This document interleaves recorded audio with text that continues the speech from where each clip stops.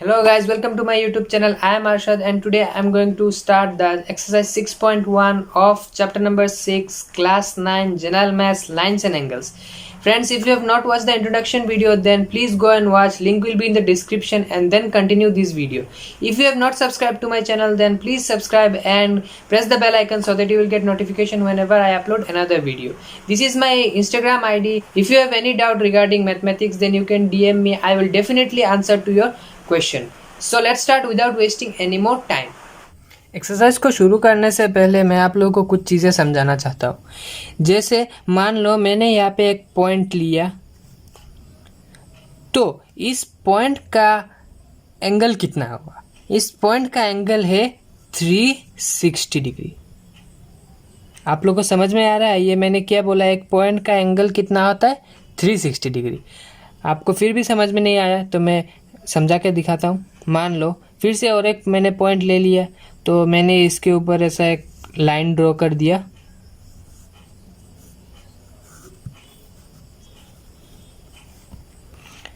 तो ये जो एंगल यहाँ पे फॉर्म हो रहा है, यहाँ पे भी और एक एंगल फॉर्म हो रहा है, यहाँ पे भी एक और एक एंगल फॉर्म हो रहा है, ये भी एंगल, ये भी एंगल, ये भी एंगल. ये सब एंगल्स को प्लस करेंगे तो हमारा यहाँ पे टोटल फॉर्म होगा 360 डिग्री. आप लोगों को घड़ी पता है, घड़ी में कितना डिग्री एंगल होता है? पूरा अगर घड़ी है तो वो 360 डिग्री एंगल फॉर्म होगा. इसी तरह एक पॉइंट में कितना एंगल होता है? एक पॉइंट का एंगल होता है 360 डिग्री. ये चीज़ हमें ध्यान में रखना होगा, एक्सरसाइज में बहुत यूज़ होगा. और एक चीज़ हमें पता है एंगल के बारे में, एंगल्स के टाइप हम लोगों ने देखा है.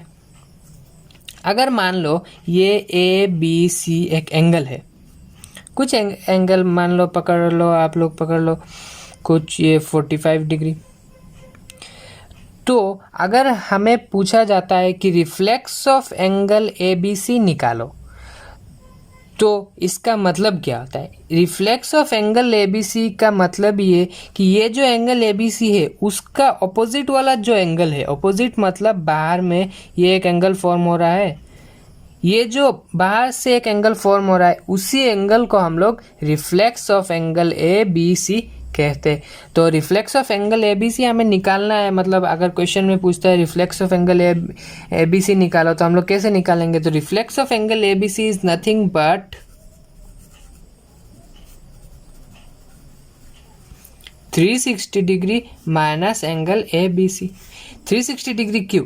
अगर ये एक मान लो पॉइंट है तो इसके चारों ओर कितना एंगल फॉर्म होगा? 360 डिग्री एंगल फॉर्म होगा. तो 360 डिग्री से अगर हमारे पास यहाँ पे एक स्ट्रिप है जो एंगल फॉर्म कर रहा है 45 डिग्री, तो बाकी जो एंगल बचेगा वो तो 360 डिग्री माइनस 45 डिग्री होगा. तो इसी तरह हम लोग रिफ्लेक्स एंगल भी निकाल सकते हैं. तो अभी शुरू करते हैं एक्सरसाइज से. एक्सरसाइज 6.1 का फर्स्ट क्वेश्चन. इन फिगर, मतलब ये जो फिगर है इसमें lines A B and C D intersect at O. Lines मतलब ए बी एक लाइन है और सी डी एक लाइन है, वो इंटरसेक्ट कर रहा है ओ पे. And if A O C plus angle B O E is equals to 70 degree and angle B O D is equals to 40 degree, then find angle B O E हमें निकालना है. And reflex of angle C O E. तो पहले हम लोग लिखते हैं कि गिवन कौन कौन सा चीज़ है हमारे पास. Given A B and C D intersect at O, ये हमारे पास दिया हुआ है. और angle A O C plus angle B O E is equals to 70 degree, ये भी हमें दिया हुआ है. और angle B O D is equals to 40 degree, ये भी दिया हुआ है. तो ये तीनों हमारे पास दिया हुआ है. हमें निकालना है क्या? Angle B O E. तो आप लोगों को एक चीज़ पता होगा इंट्रोडक्शन वाला वीडियो से, अगर वो वीडियो नहीं देखा तो आप लोग इस वीडियो को कंटिन्यू मत कीजिए, वो वाला वीडियो देख लीजिए, फिर बाद में इस वीडियो को देखिए. तो हमने वहाँ पे डिस्कस किया है कि अगर दो लाइंस इंटरसेक्ट ईच अदर, मतलब इंटरसेक्ट करता है किसी एक पॉइंट में, तो ये वाला एंगल इज इक्वल्स टू ये वाला एंगल्स। क्यों? ये दोनों वर्टिकली ऑपोजिट एंगल्स होता है। तो हम लोग उसी प्रॉपर्टी को यूज़ करते हुए यहाँ पे हम लोग लिखेंगे AOC is equals to BOD। Therefore angle AOC is equals to angle BOD। क्यों लिखा हम लोगों ने? ये वर्टिकली ऑपोजिट एंगल्स है। इसके बाद हमारे पास है AOC plus BOE is equals to 70 degree. Angle AOC plus angle BOE is equals to 70 degree हम लोग यहाँ से लिखते हैं। पर हमारे पास है क्या? हम लोगों ने निकाला AOC is equals to angle BOD। हम लोग यहाँ पे AOC को रिप्लेस कर देंगे एंगल BOD से। Implies angle BOD plus angle BOE is equals to 70 degree. और हमारे पास एंगल BOD दिया हुआ है 40 डिग्री, तो हम लोग यहाँ पे लिख देंगे उसको। Angle BOE is equals to 70 degree. Implies BOE angle कितना निकल के आता है हमारा? 30 डिग्री। मतलब 70 माइनस 40 करेंगे तो हमारा BOE एंगल 30 डिग्री निकल के आता है। तो आप लोगों को पता ही होगा, अगर एक लाइन है AB, मान लो यहाँ पे हम लोग इस क्वेश्चन में कर रहे हैं, तो हम लोग पकड़ लेते AB। तो एक लाइन का एंगल कितना होता है? लाइन का एंगल होता है 180 डिग्री। तो अगर उसके बीच में जो भी एंगल फॉर्म हो रहा है उन सब का सम करेंगे तो उनका सम जो आएगा वो आएगा 180 डिग्री। तो हम लोग क्या लिखते हैं? ऑन AB मतलब एक line AB, angle AOC plus angle COE plus angle BOE is equals to 180 degree. ये हम लोगों को पता है कि अगर लाइन होगा तो उसका एंगल होगा 180 डिग्री, और उनके बीच में जो भी एंगल्स होगा उन सब का सम करेंगे तो 180 डिग्री हो जाएगा। यहाँ से हम लोग क्या लिख सकते हैं? Angle AOC plus angle BOE हमारे पास है 70 डिग्री।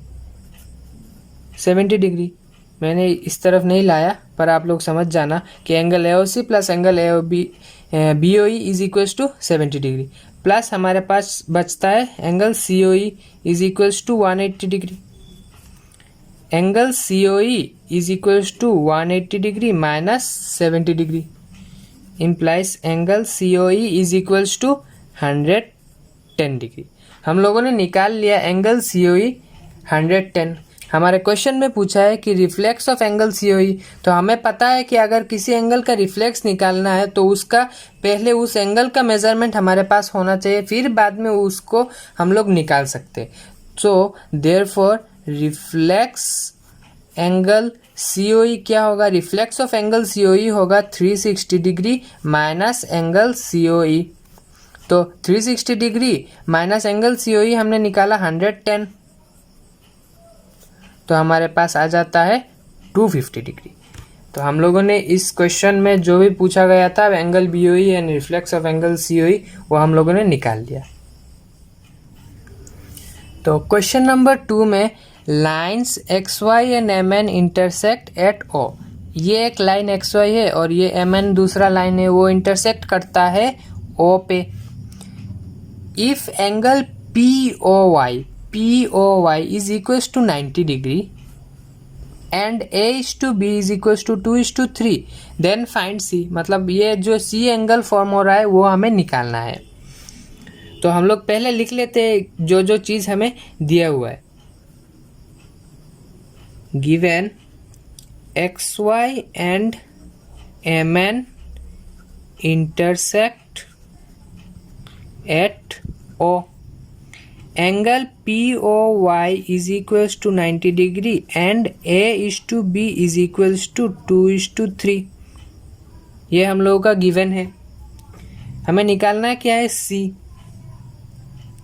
अच्छा, ये अगर 90 डिग्री होता है, एंगल POY 90 डिग्री होता है, तो एंगल POX क्या होगा? POX भी 90 डिग्री होगा, क्योंकि ये एक लाइन XY है और ये हाफ है, मतलब 90 डिग्री है, तो ये दूसरा वाला पार्ट भी 90 डिग्री होगा।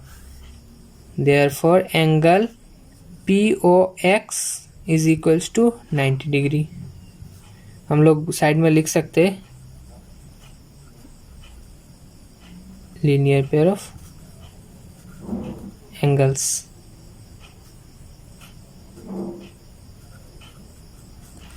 समझाने के लिए मैंने ये लिखा लीनियर पेयर ऑफ एंगल्स, मतलब ये दोनों अगर ऐड करेंगे तो हमारा 90 डिग्री 180 डिग्री आएगा और ये पी ओ एक्स हमारा 90 डिग्री आएगा। अच्छा, ये angle A plus angle B हम लोग को क्या दिखाई दे रहा है, इज इक्वल्स टू 90 डिग्री, क्योंकि ये तो पूरा एंगल 90 है तो ये दोनों ऐड करेंगे तो भी 90 आएगा।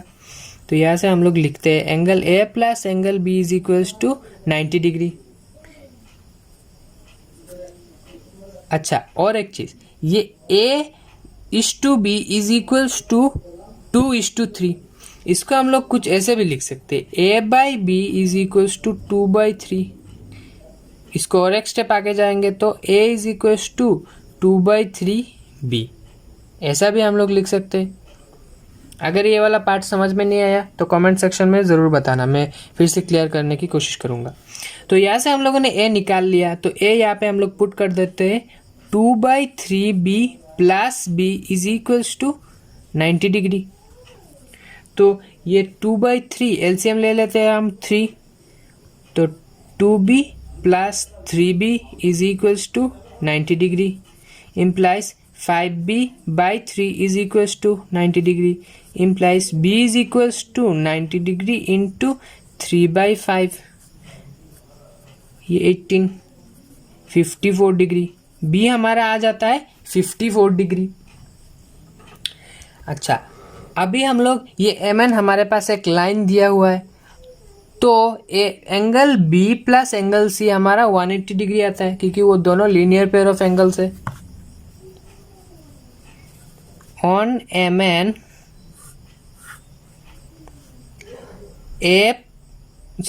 angle B plus C is equals to 180 degree, linear pair of angles, ये हमें पता है। तो अगर हमारे पास B है 54 degree plus C is equals to 180 degree, implies C को हम लोग क्या लिख सकते हैं, 180 degree minus 54 degree is equals to 126 degree. हम लोगों ने C निकाल लिया, C आता है हमारा 126 डिग्री। हमारा क्वेश्चन नंबर 3 है, इन फिगर, मतलब ये जो फिगर है, angle PQR is equals to angle PRQ, then prove that angle PQS ये वाला जो एंगल है, ये जो बाहर एंगल फॉर्म हो रहा है, ये is equals to angle PRT,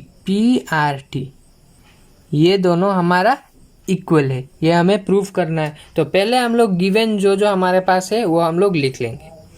given angle PQR is equals to angle PRQ, ये हमारे पास दिया हुआ है। तो हमें प्रूफ क्या करना है, ये angle PQS is equals to angle PRT, ये भी हम लोग लिख लेंगे। Angle PQS is equals to angle PRT, ये हमें प्रूफ करना है। तो अभी हम लोग इसका प्रूफ करते हैं, हम लोग निकालते हैं।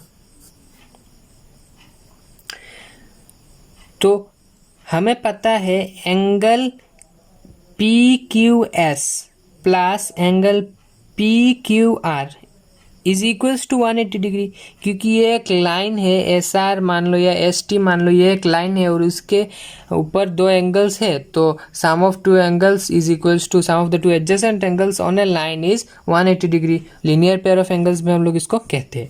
तो हम लोग इसको लिखेंगे ऐसे, angle PQS plus angle PQR is equals to 180 degree, linear pair of angles।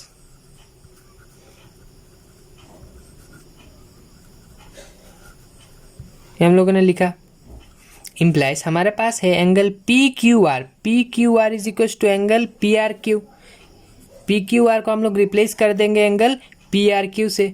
PQS plus angle PRQ is equals to 180 degree. अभी हम लोग angle PQS is equals to, मतलब इसको निकाल के रखेंगे, 180 डिग्री माइनस एंगल PRQ, इसको हम लोग इक्वेशन नंबर 1 दे देंगे।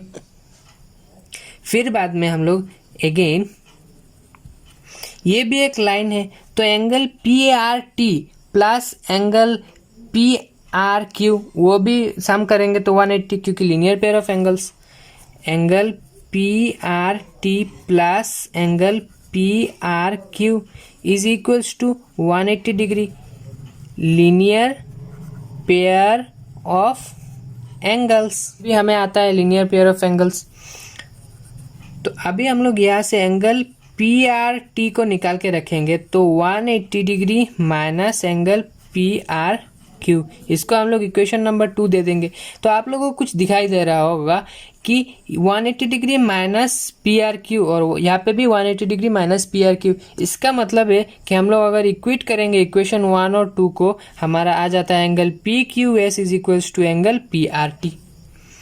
Therefore from 1 and 2, from equation 1 and 2, angle PQS is equals to angle PRT। Question number 4, in figure, ये वाला फिगर, if x plus y, x एक एंगल है और y भी और एक एंगल है, w भी एक एंगल है, z भी एक एंगल है। x ये वाला एंगल, y ये वाला एंगल, z ये वाला एंगल और w ये एंगल है, ये वाला एंगल। तो x प्लस वाई ये दो एंगल को प्लस करेंगे, देन इक्वल होता है हमारा W प्लस Z। यह हमारे पास दिया हुआ है और हमें प्रूफ क्या करना है, AOB ये एक लाइन हमें प्रूफ करना है। तो पहले हम लोग लिखेंगे जो हमारे पास दिया हुआ है, given x plus y is equals to W plus Z। ये x प्लस वाई मतलब वेरिएबल नहीं है, यहाँ पे ये एंगल की तरह इसको ट्रीट करेंगे हम लोग। और हमें क्या प्रूफ करना है, AOB इज ए लाइन। ये हमें लाइन प्रूफ करना है AOB, तो हम लोग इसको प्रूफ करते। वी नो, हमें पता है कि अगर ये एक पॉइंट मान लेते, O एक पॉइंट है, तो उसका चारों ओर का एंगल होगा 360 डिग्री, और उसके चारों ओर जितना भी एंगल्स होगा उन सब का ऐड करेंगे, उन सब को ऐड करेंगे तो हमारा वो भी 360 डिग्री आएगा। तो we know sum of angles at a point is 360 degree. Therefore x plus y plus z plus w is equals to 360 degree, क्योंकि x भी एक एंगल है, y भी एक एंगल, y भी एक एंगल, x भी एक एंगल, z भी एंगल, w भी एंगल, मतलब इस O के चारों ओर ये 4 एंगल है। तो हम लोग इन चारों एंगल्स को सम करेंगे तो वो हमारा 360 डिग्री आएगा। हमारे पास दिया हुआ है क्या है, W प्लस जेड, मतलब W प्लस जेड मैंने उल्टा लिख दिया, W plus z is equals to x plus y, वो हम लोग इसमें यूज करेंगे। X plus y is equals to 360 degree implies ये एक्स प्लस वाई, इसको हम लोग ऐसा दो ब्रैकेट दे देंगे, तो हमारे पास आ जाता है twice of x plus y is equals to 360 degree. X plus y is equals to 360 degree by 2 implies x plus y is equals to 180 degree. मतलब ये जो x और y है इन दोनों का सम क्या है, 180 डिग्री। हमें एक्सियम 1 से पता है कि if the sum of two adjacent angles is 180 degree, then the non-common